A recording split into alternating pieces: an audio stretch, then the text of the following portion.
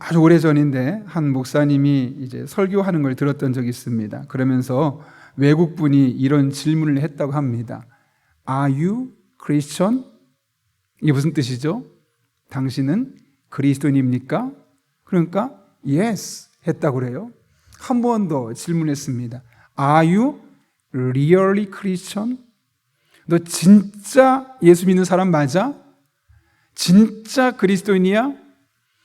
좀 전까지 너 그리스도인이야 라는 말에는 그렇지 나 그리스도인이지 라고 선뜻 대답했는데 really 정말 너 예수 믿는 사람 맞아? 진짜 그리스도인이야? 라는 질문에는 선뜻 yes 라는 말이 나오지 않았다는 이야기를 들었던 기억이 있습니다. 누군가 여러분에게 찾아와서 Are you really Christian이라고 묻는다면 일말에 어김없이 그리고 시간이 지체됨 없이 Yes, I'm really Christian. 나 진짜 그리스도인입니다. 라고 말할 자신감 있으시죠? 아멘. 하면 안 되는데, 그렇죠? 있으시죠? 네. 우리가 진짜 그리스도인으로 살아가는 데 있어서 세례라는 것이 의미가 있을까요? 없을까요? 여러분의 여러분에게 세례는 어떤 의미가 있습니까? 여기 계신 분은 제가 볼 때 세례는 다 받으신 분으로 보이는데요. 여러분들에게 세례는 과거에 받았던 한 번의 사건인데 그 한 번 받았던 세례가 지금 여러분의 삶에 어떤 효과가 있고 어떤 영향력이 있습니까? 아니, 오늘 모르겠다 그러면 과거에 세례 받았을 때 적어도 그 세례가 여러분에겐 어떤 의미로 다가왔습니까? 오늘 우리는 수요 교리 강좌 21번째 시간 세례에 대해서 살펴보려고 하는데요. 제가 이 질문을 계속 던진 이유가 있습니다. 왜냐하면 저의 신앙생활에 몇 번의 전환점이 있었는데 그 중에 가장 첫 번째로 저의 신앙적인 영적 전환점을 일으켰던 것이 바로 이 세례식과 관련되어 있기 때문에 그렇습니다. 저는 모태 신앙인으로 자랐습니다. 엄마 뱃속에서부터 교회를 다녔던 것이죠. 그리고 자연스럽게 유치부도 나가고 아동부, 중고등부, 청년부, 장년부 그렇게 목회자가 되어 여러분 앞에 섰습니다. 그런데 사실은 제가 중학교 한 2학년 때까지만 해도 내가 진짜 예수 믿는 사람 맞나 싶을 정도로 그냥 교회는 놀러 갔습니다. 그래서 교회에서 매 주일마다 설교도 듣고 공과 공부까지 하는데도 불구하고 예수님에 대해서 아무것도 몰랐습니다. 심지어 여러분 아마 여기 계신 분은 대부분 그러셨을 텐데 요즘은 아동부도 주일학교 한 번 나오지만 저희 때만 해도 교회를 2번 나왔었지 않습니까? 그러시죠? 거의 2번 나오셨죠? 나이 드신 분들은. 저 같은 경우는 시골 교회임에도 불구하고 전도사님이 없는 교회였음에도 불구하고 목요일 저녁에 한 번, 주일 낮에 한 번. 아동부 때부터 그렇게 교회를 다녔습니다. 그렇게 교회 예배를 일주일에 2번이나 드리고 성경 공부도 주일마다 했음에도 불구하고 하나님에 대해서 잘 몰랐습니다. 예수님에 대해서 몰랐고 교회는 도대체 무엇이고 신앙생활은 어떻게 해야 되는지 누가 물어본다면 한마디도 말할 수 없고 마치 꿀먹은 벙어리 같았습니다. 그냥 주일에 교회 가서 친구들 만나고 놀고 예배를 형식적으로 드리고 돌아오는 것이 저의 일상이었던 거죠. 당연히 성숙했던 모습은 발견할 수 없습니다. 교회에서 신발이 없어졌다. 그럼 누굴까요? 저와 제 친구들이 예배 끝나고 친구들 좀 재미있게 놀리려고 신발 저 뒤에다 숨겨놓고 그런 일을 하고 교회가 그게 재밌어서 그렇게 갔었던 적이 있습니다. 그런데 제가 중3 무렵에 교회에서 학습이 있다는 겁니다. 그러면서 목사님께서 누구 너희들 지금 이번 얼마 후에 학습이 있어 하면서 저한테 문제지 같은 걸 주시는 겁니다. 그리고 이거 공부해 오라고. 저는 학습이 뭔지도 모르고 세례가 뭔지도 모르고 목사님이 공부해 오라고 하긴 하는데 공부할 맛이 안 나고 굳이 혼자 그걸 공부해야 되나 라는 마음이 들어서 제대로 안 했습니다. 갔는데 목사님이 하나씩 질문하는데 큰일 났다. 공부할 걸. 너무너무 창피한 겁니다. 그래서 그날 한번 창피를 크게 당하고 나서 이제 목사님과 그날 배웠던 것들을 다시 공부하기 시작했고, 그때 처음으로 저는 예수님이 33살에 돌아가셨다는 걸 처음 알았습니다. 저는 예수님이 나이가 좀 들어서 돌아가신 줄 알았어요. 중3 때까지. 제가 이랬습니다. 그리고 그때 세례를 받기 위해서 학습이라는 게 있었지 않습니까? 학습하고 몇 개월 뒤에 세례를 받고, 그래서 그 학습 기간 동안 목사님과 함께 성경을 교리적으로 하나님은 어떤 분이신지, 예수님은 어떤 분이고 무슨 일을 하셨는지, 성령님은, 교회는, 종말은 등등에 대해서 이 교리를 공부를 처음으로 하게 되었던 거죠. 그러면서 저 스스로가 조금씩 변화되었습니다. 아, 예수님께서 33살이라는 젊은 나이에 돌아가셨는데 나 때문에 돌아가신 거구나. 그거를 제가 중3이 되어서야 처음으로 제대로 알게 되었고 깨닫게 되었고, 나 때문이었다는 사실을 알게 되면서 마음에 어떤 동요, 또 마음에 자그마한 결단이 일어나게 되었습니다. 그러면서 제가 이제 조금씩 달라지기 시작했죠. 고등학교가 되면서 교회에 있는 부흥회랑 부흥회는 다 참석합니다. 물론 그전에도 부흥회는 참석했지만 이제는 여름 수련회도 어른 수련회를 다 따라가면서 어른 수련회 가서 일주일 동안 산에 가서 기도하고 자고 내려오고, 그게 고등학교 1학년 때 시작되면서 전도도 하고 기도도 하고 부흥회도 참석하고, 그러다 고2 때는 성령 체험하면서 방언의 은사도 경험하게 되고, 그래서 돌아보면 저의 인생의 가장 큰 전환점은 세례를 받기 위한 학습, 이때부터 제 인생이 조금씩 변화된 것 같습니다. 하나님을 알아가고 예수님을 알아가고 학습을 통해서 성경을 알아가는 과정을 통해서 저의 인생의 토대가 닦아지게 되었던 것이죠. 그래서 저는 세례를 가볍게 보지 않습니다. 우리 중고등부도 보시면 아시겠지만 세례 교육할 때 꽤 타이트한 교재를 가지고 몇 주에 걸쳐서 전도사님이 가르칠 수 있도록 일부러 교재도 다 만들어 놓고 있습니다.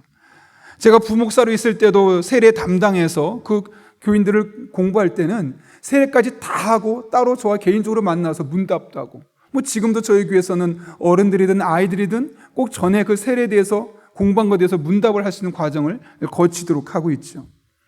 왜 그러냐면 세례만 잘 알아도, 세례를 위한 준비되는 과정만 잘 갖춰지기만 해도 내 가치관과 삶과 생각이 달라지는 것을 제가 경험했기 때문에 그런 것이죠. 그래서 오늘 우리가 세례를 한번 살펴보려고 하는데요, 그냥 내가 오래전에 세례 한번 받았다 정도가 아니라 세례가 도대체 어떤 의미가 있는 것인지, 이걸 조금 더 구체적으로 알고 한 걸음 나아가서 유아 세례에 대해서도 우리가 함께 살펴보려고 합니다. 먼저 1번을 보시게 되면 세례 양식에 대해서 이야기를 합니다. 신약 시대를 보게 되면 세례가 한 가지 방식으로 시행되었는데요, 물속에 잠기거나 물밑으로 완전히 들어갔다가 나오는 그런 과정이 있었고요. 따라서 신약의 세례는 엄밀히 말하면 침례에 의한 세례였음을 알게 됩니다. 그럼 구약시대에 왜 얘기하지 않느냐? 구약시대엔 세례가 없었기 때문에 그렇죠. 그래서 신약시대 말하는 이 세례, 우리가 말하는 세례는 헬라어로 밥티조라는 단어인데요, 이것은 무언가를 물속에 집어넣다, 담그다, 가라앉히다 라는 의미가 있고요. 2번 보게 되면 특별히 신약의 몇몇 구절들을 살펴보면 가라앉히다라는 의미가 아주 적절한 의미라는 사실을 알게 됩니다. 마가복음 1장 5절을 보면 이렇게 되어 있습니다. 같이 한번 읽어볼까요? 시작. 온 유대 지방과 예루살렘 사람이 다 나아가 자기 죄를 자복하고, 네, 여기 보면 요단 강에서, 우린 그렇게 돼 있죠, 우리 성경에는. 그러니까 이것만 보면 요단 강 안에 깊숙이 들어갔는지 그냥 요단 강가 언저리에 서 있었는지가 분명하지 않습니다. 그런데 헬라 원문을 보게 되면 요단 강 안에서 N이라는, 영어로 말하면 in이라는 전치사가 쓰였는데요, 무슨 말이냐? 요단 강 안에 들어가서 세례를 받았다라는 사실을 우리에게 말씀해 주고 있는 것이죠. 그 뒤에 이어지는 마가복음 1장 10절도 마찬가지입니다. 곧 물에서 올라오실세라고 말하는데, 여기 올라온단 말은 물에 잠겼다가 올라온다라는 것을 강하게 암시하고 있는 것이죠. 제가 성지순례를 갔었는데요. 아마 이 중에 성지순례 같이 가신 분 계실 텐데, 예수님께서 세례터라고 말하는 세례터라고 하기도 하고 또 꼭 아니다라고 말하기도 하고 좀 불분명해서 장소가 두 군데가 있는데, 이제 그 중에 한 군데를 갔습니다. 갔는데 저 같은 경우는 무릎까지만 물에 들어갔다 나왔는데, 거기로 성지순례 온 수많은 유럽에서 온 사람들 같은 경우는 흰색 천으로 된 옷으로 세마포처럼 주머니도 없고 그냥 통으로 된 옷으로 갈아입습니다. 그리고 물에 쑥 들어가서 머리까지 잠갔다가 나옵니다. 한 번 해도 되는데 한 번, 두 번, 어떤 사람은 세 번. 왜냐하면 예수님의 그 세례를 마음속에 다시 한번 되새기고 싶은 그 마음에 그 물속에 쑥 들어갔다 나오죠. 그게 우리가 말하는 세례, 또 원문에서 말하는 밥티조, 침례, 물속에 쑥 담갔다가 나오는. 실제로 개인적으로 그렇게 하는 사람도 있었는데, 어떤 경우는 보니까 한 목회자가 왔어요. 실제로 그곳에서 세례식을 주는데 얼굴에 손을 대고 왼손을 뒤를 잡고 쑥 넣었다가 뺍니다. 그게 이제 직접 세례를 주죠. 직접 침례를, 엄밀히 말하면 침례를 주는 것이죠. 그래서 우리가 말하는, 성경에서 말하는 세례는 원어 그대로 표현하면 원래 세례라는 그런 뿌린다는 그런 의식보다는 사실은 침례, 물속에 쑥 담갔다 빼는 것이 원어적인 의미에 훨씬 더 맞는 것임을 보게 됩니다. 그럼 이런 생각이 들죠. 목사님, 그럼 우리도 머리에 물을 묻히는 것이 아니라 물에 풍덩 담갔다가 빼야 되는 거 아닙니까? 이렇게 말씀하시는 분도 계실 겁니다. 세례는 가짜 아닙니까? 라고 말할 수 있을지 모르겠습니다. 근데 중요한 것은 여러분, 침례가 되었든 세례가 되었든 이제 이번에 살펴볼 영적인 의미가 훨씬 중요한 겁니다. 물론 그 영적인 의미를 더 생생하게 보여주기 위해서 일부러 물속에 깊숙이 넣었다 빼는 의식을 하고는 있지만, 사실은 이 시대적인 환경 속에서 우리가 그런 물에 밖에 나가서 하기 쉽지 않으니까 교회 안에서 세례를 주기 위한 그런 방법들로 인해서 우리가 이제 물로 손을 뿌리는, 혹은 손으로 머리에 안수하는 그런 것 또한 우리가 지금 현재 인정하고 있는 것인데요. 그래서 엄밀히 말하면 세례나 침례나 그 방법에 대해서는 크지 어떤 걸 선택하든 큰 문제는 되지 않습니다. 왜 담그느냐, 왜 뿌리느냐, 그 신학적인 의미가 훨씬 더 중요하기 때문에 그렇습니다. 그래서 우리가 두 번째 살펴볼 세례의 의미는, 우리가 좀 전에 봤던 첫 번째는 형식. 세례는 원래 원어를 보면 침례구나, 물속에 풍덩 침수시켰다가 빼는 거구나, 그런 거고요.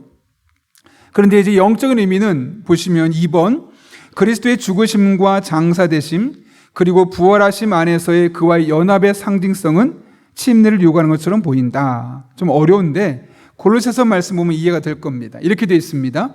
너희가 세례로 그리스도와 함께 장사되고 또 죽은 자들 가운데서 그를 일으키신 하나님의 역사를 믿음으로 말미암아 그 안에서 함께 일으키심을 받았느니라. 이게 무슨 말이냐면, 세례는, 침례는 지금 어떤 용어를 써도 굳이 상관없습니다. 그리스도와 함께 장사됐다라는 걸 의미한다는 겁니다. 그리고 다시 일으켰다, 살아났다라는 것이 이 의식 속에 있다는 거죠. 그러니까 여러분, 물속에 깊이 넣었다는 건 뭡니까? 당신 그리스도와 함께 죽었습니다. 다시 뺀다는 이야기는 예수님과 함께 다시 살아났습니다. 이런 의미 있다는 거죠. 그럼 오늘날 교회에서 하는 의식은 물에 담그진 않지만 성부와 성자와 성령으로 물을 대는 것이, 내가 지금 예수님과 지금 죽었구나, 나의 과거의 삶은 죽었구나, 내가 이제 새롭게 태어났구나, 그런 신학적인 영적인 의미가 담겨 있는 겁니다. 그래서 조금 더 그 의미를 살리려면 사실 물에서 하는 것이 가장 좋겠지만, 그렇게 하지 않아도 그 신학적인 의미를 분명히 알고 있다면 우리가 머리에 손을 대고 세례를 해도 굳이 그것이 문제될 수 없다는 것, 그 사실을 우리가 기억해야 한다는 것이죠. 그래서 우리가 이 사실, 내가 세례를 받았다는 것은 다른 것이 아니라 예수님과 함께 죽었구나, 과거에 나는 죽었구나, 내가 과거에 얼마나 잘난 사람이 있어도 그건 다 죽은 것이고, 내가 과거에 잘못이 있어도 그 모든 것 다 죽은 것이고, 하나님 앞에서 새롭게 내가 태어났구나, 그러니까 여러분, 예수 믿기 전에 내가 아무리 뛰어나고 잘나고 사람들 앞에 칭송받았던 것도 예수 믿고 나서는 다 소용없다는 겁니다. 새로운 사람이니까요. 새롭게 태어난 거니까요. 반대로 내가 과거에 정말 몹쓸 사람이었고 죄 지은 사람이었고 사람들이 비난받을 만한 사람이었어도 예수 그리스도 안에서 새롭게 태어나면, 죽었다 새로 태어나면 그 과거를 가지고 우리가 물을 필요가 없다는 겁니다. 그러니까 여러분, 교회는 어떤 공동체가 되어야 하냐면 과거를 갖고 트집 잡지 말아야 합니다. 그 사람이 어떻게 뛰어난 사람이라고, 그래 옛날 이 사람이 이런 사람이었대 하고 너무 과거 가지고 그 사람을 높일 필요도 없고요.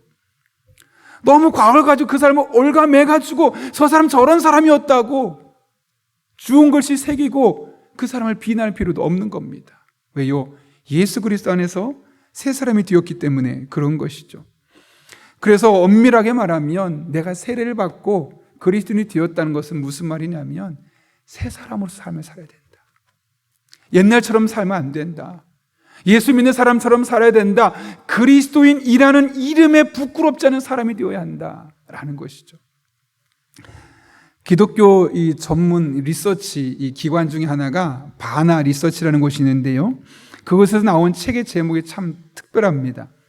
나쁜 그리스도인이라는 제목의 책이 있습니다. 이 책은 어떤 질문을 갖고 시작됐냐면 왜 그리스도인은 그리스도인답지 못한가? 분명히 교회 다닌다고 하는데 그리스도인이라고 말하는데 왜 그리스도인답지 못한 말과 행동들을 계속 보여주는가에 대한 문제들을 이제 하나씩 답을 내어가는 것이죠. 그러면서 변하지 않았기 때문이라는 겁니다. 분명히 내가 새 사람이 되었는데 과거의 가치관과 생각을 그대로 갖고 살려고 하는 것이죠. 그러다 보니 교회를 다님에도 불구하고 그리스도인이라고 불림에도 불구하고 변함이 없는 겁니다. 여러분, 예를 들어서 제가 결혼을 했습니다. 저는 그러면 뭐가 될까요? 유부남이 되는 거죠. 그런데 제가 유부남이 됐음에도 불구하고 제가 만약 유부남처럼 행동하지 않고 마치 반지도 빼고 나 결혼 안 한 것처럼 행동한다면 그게 제대로 된 유부남입니까? 아닙니까? 아니죠. 마찬가지라는 거예요. 그리스도인이 되어서 내가 새 사람이 되었다면 과거의 삶을 버리고 새로운 삶의 방식으로 살아가야 되는데 나는 결혼하기 전에 좋았어 하면서 결혼했음에도 불구하고 마치 결혼하지 않은 사람처럼 말하고 행동하고 밖에 나가서 다닌다면 그 사람의 행동이 유부남 같은 행동을 하겠습니까? 총각 행세를 하고 다니겠습니까? 당연히 총각 행세를 하고 다닐 수밖에 없고, 그렇다면 당연히 가정에 문제가 생길 수밖에 없는 거죠. 누가 그 사람을 보고 유부남 답다고 하겠습니까? 제가 비유를 들어서 그렇지 우리가 그리스도인이 된다는 것도 마찬가지로 생각할 필요가 있는 것이죠. 한 주일학교 선생님이 아이들에게 이런 질문을 했다고 합니다. 여러분, 예수님을 믿는다는 것이 무슨 뜻일까요? 했더니 한 남자아이가 손을 들고 이렇게 말했다고 그러죠. 예전에 좋아했던 것을 싫어하고 예전에 싫어했던 것은 좋아하는 것이요.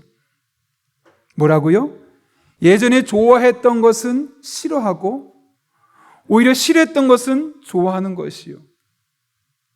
그 안에 역설적인 의미가 당연히 담겨져 있겠지만 내가 예수님 믿고 나서 옛날에 좋았던 건 다 끊어버리겠다.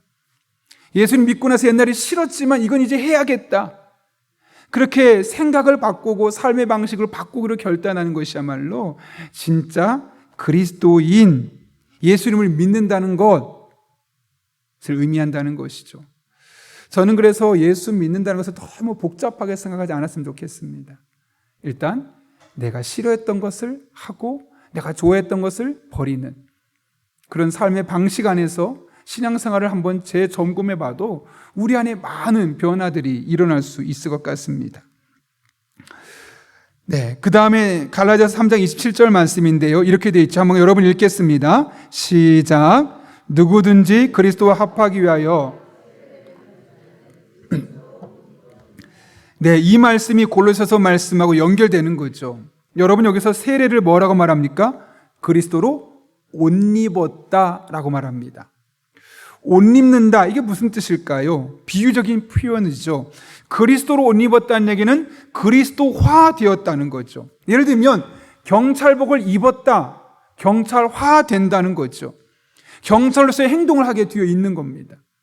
의사 가운을 입었다. 의사화되어서 의사의 행동을 하는 것이죠. 그런 것처럼 그리스도로 옷 입었다라는 말은 내가 마치 그리스도가 된 것처럼 생각하고 그리스도가 된 것처럼 행동하는 것을 일컬어 그리스도로 옷 입었다고 말하는 것이고, 세례를 받은 자는 그렇게 살아가야 한다라고 우리에게 분명하게 말씀하고 있는 것이죠. 그러니까 우리의 목표는 너무나 선명합니다. 누구를 닮아가는 겁니까? 누구요? 예수님이요. 세례를 받은 사람은 예수님을 닮아가는 것이 삶의 목적이 되어야 하는 겁니다. 세 번째로, 그렇다면 세례는 누가 받아야 하는가? 크게 두 가지로 보려고 하는데요. 성경적인 관점과 로마 가톨릭의 관점입니다. 먼저 1번은 신약 성경 구절을 통한 논증인데, 사도행전 2장 40절과 41절 보면 한번 제가 읽겠습니다. 또 여러 말로 확증하며 권하여 이르되 너희가 이 패역한 세대에서 구원을 받으라 하니 그 말을 받은 사람들은 세례를 받으매 라고 되어 있습니다. 그 말을 받았다는 얘기는 뭘까요? 믿고 내게 주신 말씀으로 받아들였다고 하는 것이고, 그런 사람에게 세례를 주었다는 것이죠. 사도행전 8장 말씀 여러분이 한번 읽겠습니다. 시작. 빌립이 하나님 나라와 및 그들이 믿고 남녀가 다 세례를 받으니 아멘. 여러분, 사도행전 말씀과 2장 말씀과 8장 말씀, 또 여러 말씀이 또 있지만 제가 일부러 대표적으로 두 개 말씀만 가져왔는데요. 이 두 개 말씀의 특징이 무엇입니까? 믿은 사람에게 세례를 준다는 것이죠. 다시 말하면 예수님을 믿고 영접한 사람에게 주는 것이 세례라는 겁니다. 그럼 이 믿음이 없으면 세례를 줍니까? 안 줍니까? 주어서는 됩니까? 안 됩니까? 안 된다는 거죠. 조건입니다. 세례는요, 이 사람이 예수님을 믿었습니다. 예수님이 내 인생의 구원자이십니다. 나는 구원받은 하나님의 자녀입니다라는 것을 믿는 사람에게 조건적으로 주어지는 것이 바로 세례라는 것이죠. 그래서 어떤 분은 과연 구원에 있어 세례가 먼저냐, 믿음이 먼저냐? 당연히 믿음이 먼저입니다. 세례를 받았기 때문에 구원받는 것이 아니라 믿었기 때문에 구원받은 것이고, 구원받았기 때문에 그 사람에게 세례를 주는 것이죠.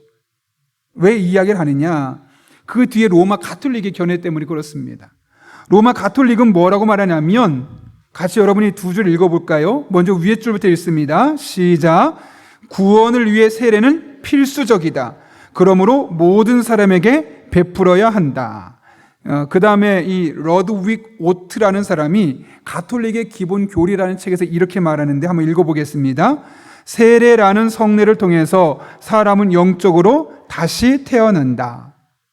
여기 다시 태어난다는 게 영적으로 다시 태어나니까 우리가 생각하는 것처럼 새 사람으로 마음을 먹는다, 이게 아니라요, 완전 사람이 달라진다는 겁니다. 다른 말로 하면 세례를 받아야지만 이 사람들은 구원받을 수 있다고 생각합니다. 그럼 우리와 같습니까? 다릅니까? 자, 우리는 뭐예요? 구원받은 사람에게 구원받았다는 것을 증거하기 위해서 세례를 준다면, 이 사람들은 세례를 받아야지만 구원받을 수 있다는 거예요. 성경적입니까? 성경의 반대입니까? 반대죠. 그 사실 우리가 분명히 기억해야 하는데, 그래서 이들 또한 유아 세례도 가능하다고 해요. 이제 마지막으로 나아가는데요. 저희 아이가 셋이죠. 큰아이가 있고 또 쌍둥이가 있고, 큰아이는 유아 세례를 받았습니다.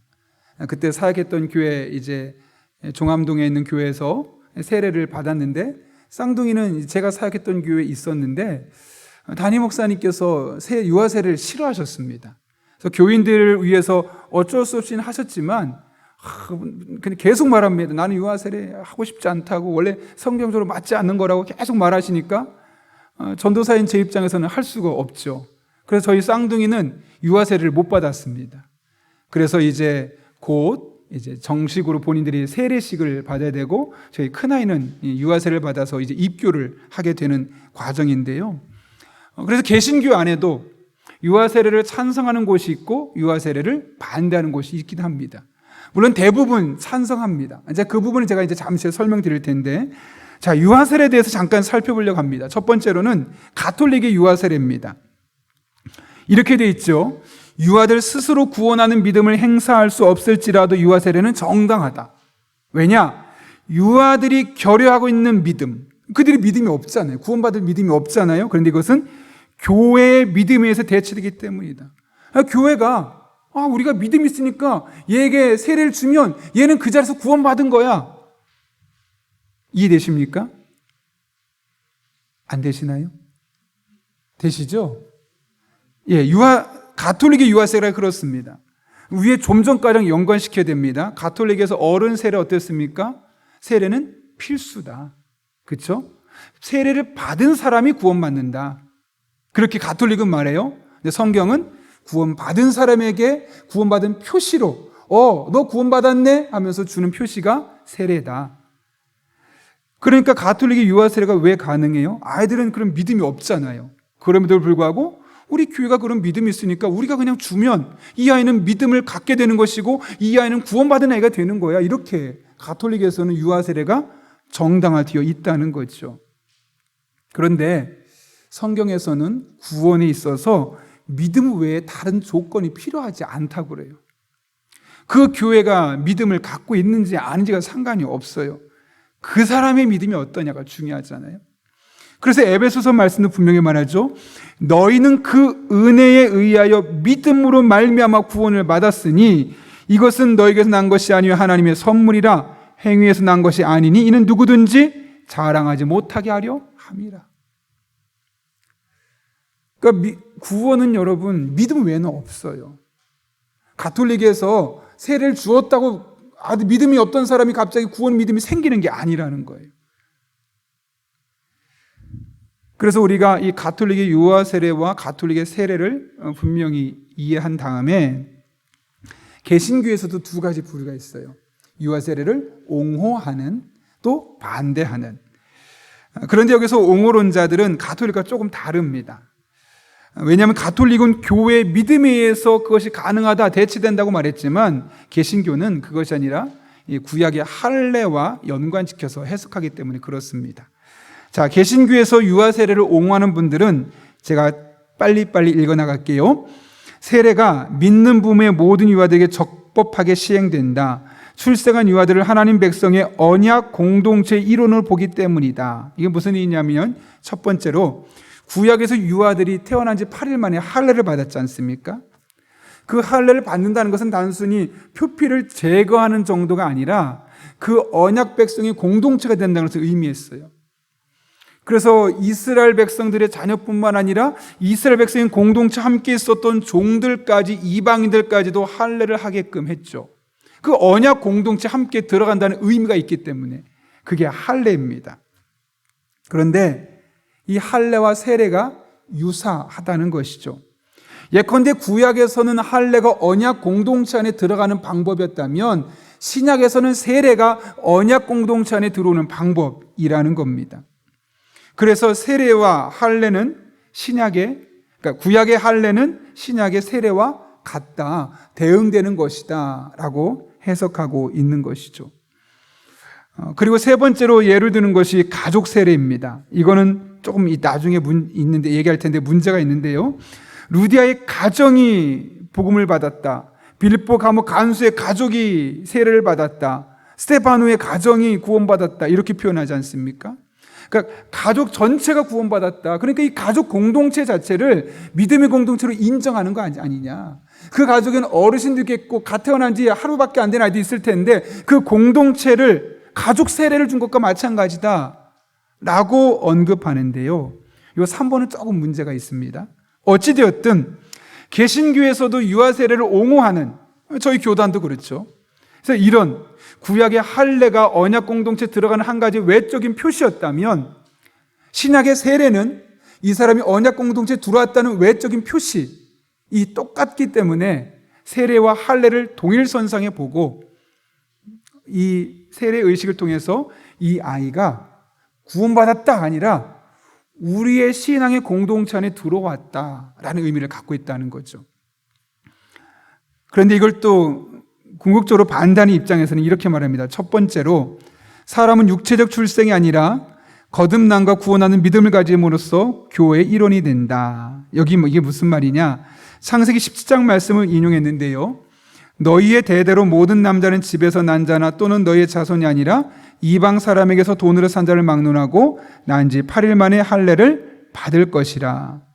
이거는 육체 출생으로서 할례가 된 것이라면 세례는 좀 다르다라는 것을 일부러 처음에 이야기한 것을 이야기하는 거죠. 그러니까 구약의 세례와 구약의 할례와 신약의 세례는 좀 다르다라는 측면을 지금 강조하고 있는 겁니다. 두 번째로, 세례받은 가정 모든 사람에게 구원하는 믿음의 표식이 있었다는 거죠. 예를 들면 아까 제가 말했던 것처럼 루디아의 가정이 세례를 받았다, 빌립보 감옥 간수의 가족이 세례를 받았다, 스데반의 가정이 구원받았다, 이 가족 전체를 말하는 것이 아니라는 거죠.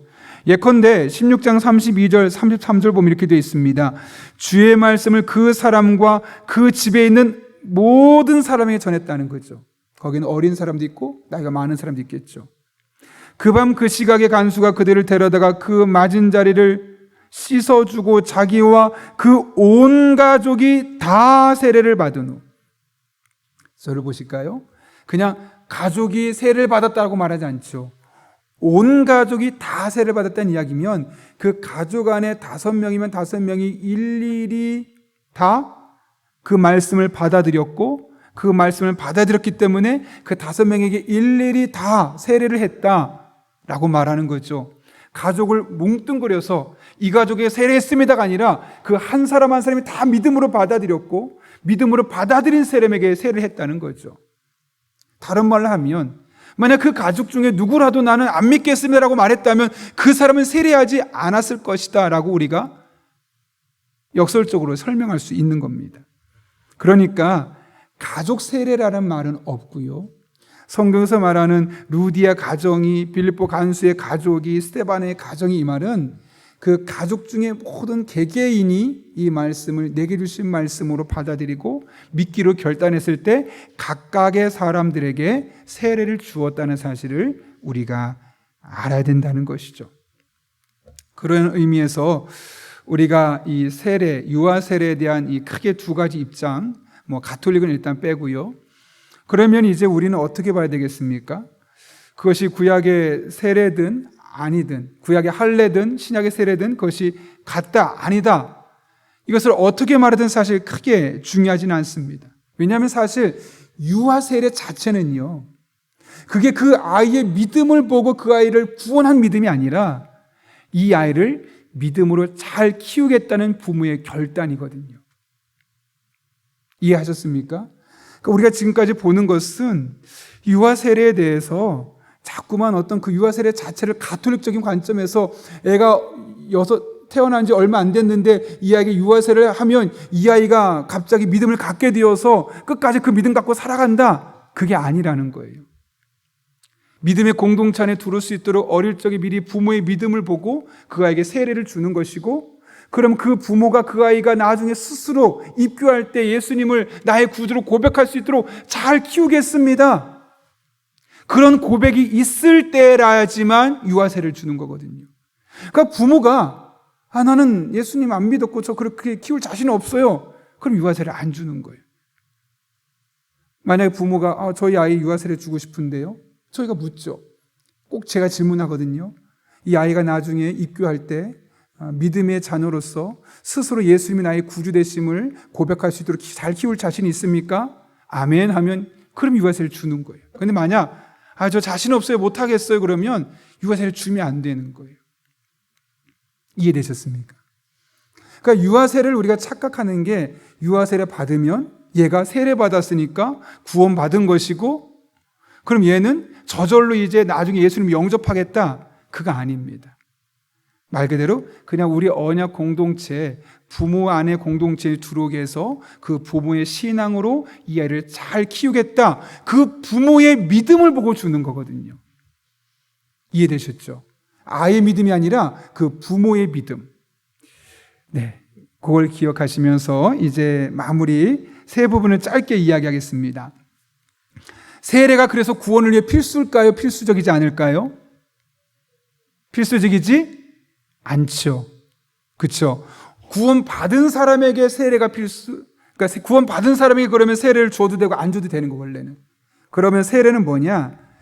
구원 받았는데 이 사람이 구원 받았다는 사실을 공동체에 알려주는 거예요. 왜냐하면 스스로 내가 구원 받은지 모르잖아요. 그런 분에게 예수님 제대로 믿었는지 구원 받았는지 저희가 점검을 하잖아요. 그리고 당신은 구원 받았으면 확실합니다. 그 교회 공동체 안에 이 사람은 구원받은 사람입니다. 그게 세례를 주는 거예요. 그래서 저는 사실 약간 결혼하고 비유하거든요. 결혼, 사실혼 관계가 있잖아요. 혼인식은 안 올렸어도 저희가 법적으로 이제 우리 혼인신고를 하게 되면 그 사람은 부부잖아요. 근데 사람들이 모를 수 있거든요. 근데 그러니까 결혼식을 올리게 되면 아, 저 사람 결혼했구나. 모든 사람이 보게 되잖아요. 이해되셨죠? 그 세례는 그런 겁니다. 공동체 이 사람은 믿은 사람이라는 사실을 알려주는 거고, 그래서 나와 같은 믿음을 갖고 있다는 사실을 성도들이 함께 공유하게 하는 것. 그게 세례가 갖고 있는 의미죠. 외적인 의미. 왜냐하면 누가복음 23장 44절 3절 보십시오. 이게 십자가에 달렸던 한 강도에게 하셨던 말씀인데요. 여러분이 읽겠습니다. 시작. 예수께서 이르시되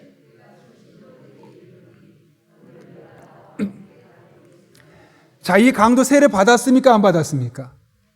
안 받았죠. 근데 뭐라고 말합니까? 너 구원받았다. 천국 간다. 라고 말하지 않습니까?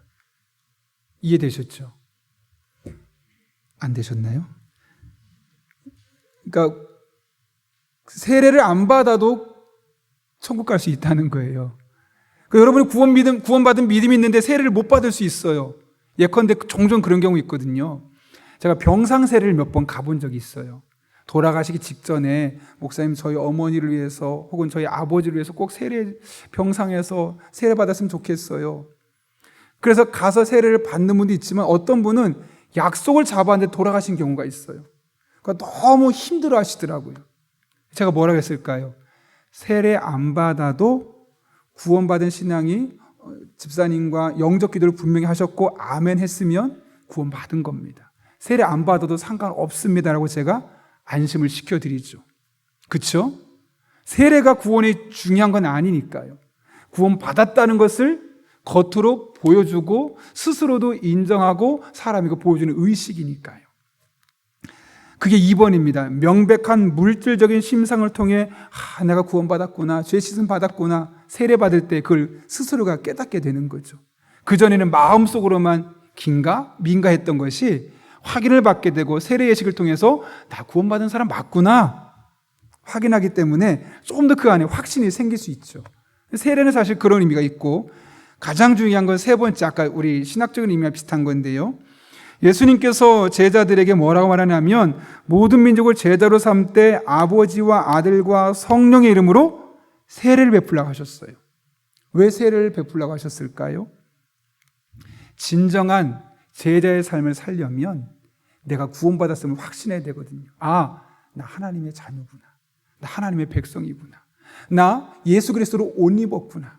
이걸 알아야 하잖아요. 그럼 어떻게 해요? 지금부터는 새 사람으로 살아가야지.